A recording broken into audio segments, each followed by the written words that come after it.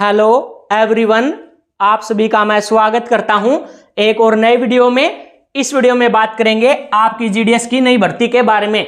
बहुत सारे बच्चों के कमेंट आ रहे हैं बार बार, क्योंकि मैंने पिछले 3 या 4 दिन से कोई भी वीडियो नहीं बनाया है जीडीएस भर्ती के ऊपर। यहां पर देखिए, तो बच्चों के बार बार कमेंट आ रहे हैं कि सर सेकंड लिस्ट कब तक जारी होगी, और साथ में जीडीएस की आप सभी को पता ही है कि लगभग आपकी 5 या 6 मेरिट लिस्ट जारी की जाती हैं। पिछली भर्ती में आपकी 6 मेरिट लिस्ट जारी की गई थी।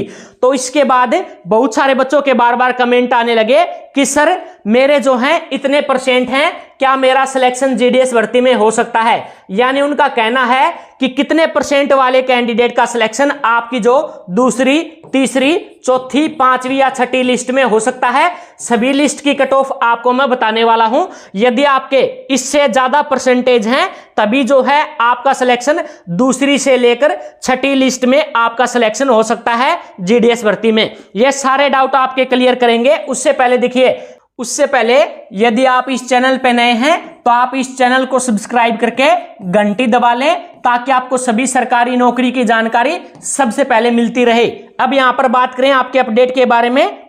अब यहां पर देखिए, सबसे पहले बात करेंगे आपकी सेकंड लिस्ट की डेट के बारे में कि आपकी सेकंड लिस्ट कब तक जारी होगी। तो आपकी मैंने बता दिया कि 10 से 15 सितंबर के बीच में आपकी लिस्ट जारी कर दी जाएगी पोस्ट ऑफिस की तरफ से। उसके बाद आपकी कट ऑफ के बारे में बात करें, यानी आपकी जो 6ठी लिस्ट जारी की जाएगी उसमें कितने परसेंट वाले कैंडिडेट का सिलेक्शन हो सकता है। वैसे मैं आपको कैटेगरी वाइज एक और आपका सर्कल वाइज एक नया वीडियो बना के बता दूंगा सभी राज्यों की कट ऑफ क्या रहेगी 6ठी लिस्ट की। उसके लिए आप चैनल को सब्सक्राइब जरूर से कर लेना। लेकिन आइडिया के रूप में आपको बता देता हूं, यदि आप सामान्य और ओबीसी कैटेगरी से हैं तो फिर आपका सिलेक्शन तभी होगा यदि आपके 80% से ज्यादा नंबर हैं, तो आपका सिलेक्शन हो सकता है किसी ना किसी लिस्ट में। हो सकता है आपका दूसरी लिस्ट में हो जाए, हो सकता है तीसरी में हो जाए, चौथी या 5वीं या 6ठी लिस्ट में हो जाए, यदि आपके 80% से ज्यादा नंबर हैं सामान्य और ओबीसी कैटेगरी में, या फिर आपका ईडब्ल्यूएस कैटेगरी में। ये 3 कैटेगरी हो गई। उसके बाद आपके जो SC ST कैंडिडेट हैं उनका सिलेक्शन तभी होगा जब उनके 76% से ज्यादा नंबर है 10वीं कक्षा में। तो फिर आप जो हैं उम्मीद लगा सकते हैं कि आपका सिलेक्शन किसी ना किसी लिस्ट में हो जाएगा, दूसरी लिस्ट से लेकर 6ठी लिस्ट में। यदि आपके ये मान के चलो 76, 75 या 76% से कम नंबर हैं, तो फिर आपका सिलेक्शन जीडीएस भर्ती में नहीं होगा किसी भी हालत में। देखिए, अब यहां पर एक चीज और क्लियर कर देता हूं।